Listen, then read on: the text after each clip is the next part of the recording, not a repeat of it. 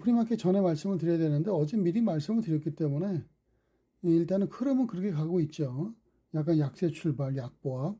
그러면 주가는 좀 내려갔다가 다시금 반등은 좀 하겠지만 미약하고 그리고 나서 하락은 본장에서 더 나올 것이다 이렇게 말씀을 드렸습니다. 뭐 지금 상태에서 충격이 그렇게 크지는 않습니다. 그렇기 때문에 일정 부분은 견디고 있다 이렇게 말씀을 좀 드릴 수가 있겠죠. 전일 많이 올라갔던 그런 종목군들, 그 다음에 이제 대형주들은 조정을 좀 하고 있죠. 보시면은 어제 이제 지금 필라델피아 반도체 지수가 3.58 정도가 내렸거든요.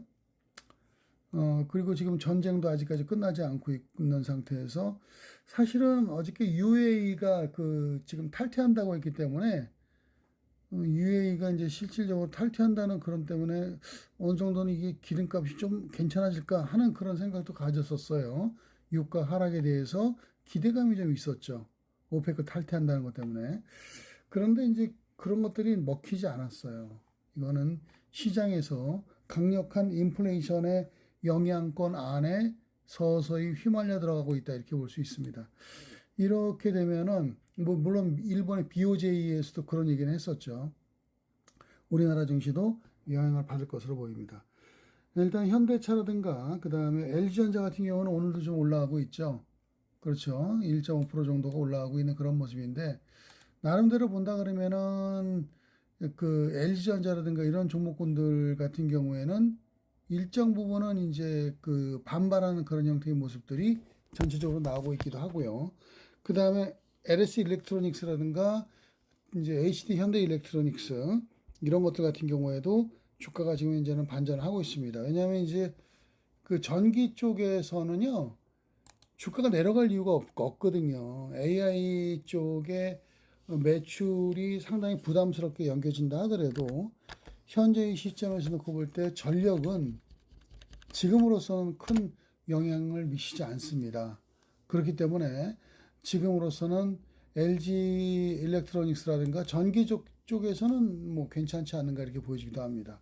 어찌됐건 금일 같은 경우에는 흐름은 전체적으로 일단은 좀 무거워질 가능성이 높고 그 다음에 순환매 양상 속에서 에너지 관련 쪽의 비중이 좀 커질 가능성이 좀 있지 않는가 이렇게 보여지기도 합니다. 그래서 지금 대응은 제가 그랬죠.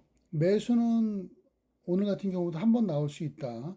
시가 무렵에 대형주 던지시는 분들은 시가 무렵에 던지지만 시가 무렵에 아까 낮게 해서 깔아서 매수가 들어가게 되면 프로그램 저기 뭐야 지금 프리마켓 시장에서의 매수도 유효하다 말씀드렸습니다. 거꾸로. 그러니까 예를 들어서 이런 거죠. 현대차를 매도한다 그러면 시가 무렵에 그냥 딱 매수를 던지면 55만 원대 이상에서 매도가 되거든요. 그러면 종목을 고를 수가 있어요. 딴 데 가서. 그렇죠. 근데 거꾸로 내가 주요 종목을 산다 그러면요. 예를 들어서 LS 일렉트로닉스라든가 일단 지금 실적이 바탕이 되는 현대차는 실적은 떨어지니까 그런 종목은 시가에 들어갈 수도 있는 그런 상황이 되는 거죠. 그렇기 때문에 일단은 교차하는 그런 호가라든가 이런 것들이 교차하는 그런 과정 속에서 프리마켓 시작은 여러분들에게 기회가 될 것이다 이렇게 말씀드렸습니다.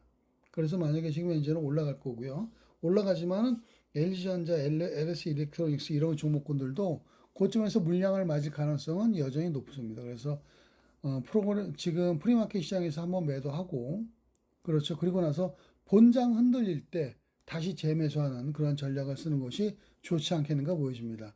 예를 들어서 지금 보면은 LG전자를 보면은 LG전자가 시가가 낮게 출발했어요. 그렇죠. 그때 매수가 들어가는 거죠.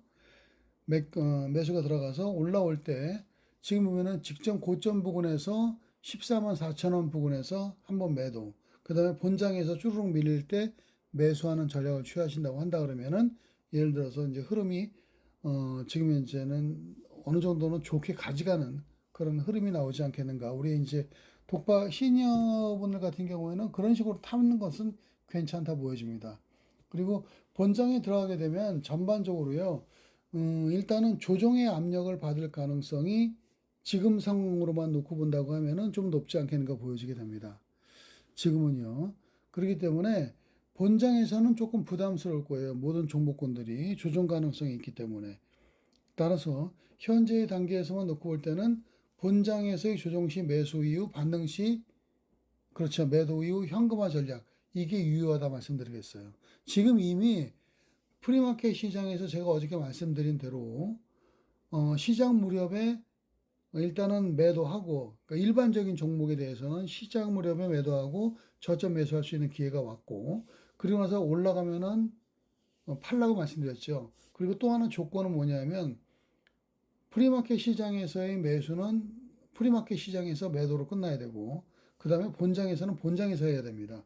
시장 자체가 틀리기 때문에 이 점은 꼭 지켜주셔야 돼요. 그래서 일단 올라갈 때 매도하고 그 다음에 본장에서 다시금 지금 상태에서 놓고 본다면은 일단은 지금 본장에서 매수를 기다려야 된다 이렇게 말씀드리겠습니다.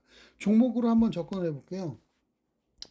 종목으로는요. 지금 이제 말씀드린 LG전자를 필두로 해서 그 다음에 LG이노텍 그 다음에 오늘 올라가고 있는 포스코 인터내셔널 그 다음에 에너지주에서 S&T 에너지 그 다음에 실적을 바탕으로 한 HK이노엔 그 다음에 지금 대명에너지 같은 경우에는 지금 대명에너지 S&T 에너지나 이런 것들은 열 교환기 쪽 부분에서는요 글로벌 시장 1위이기 때문에 별다른 설명이 필요 없긴 하겠지만 대명에너지 같은 경우에는 좀 4천억 정도밖에 안 되거든요.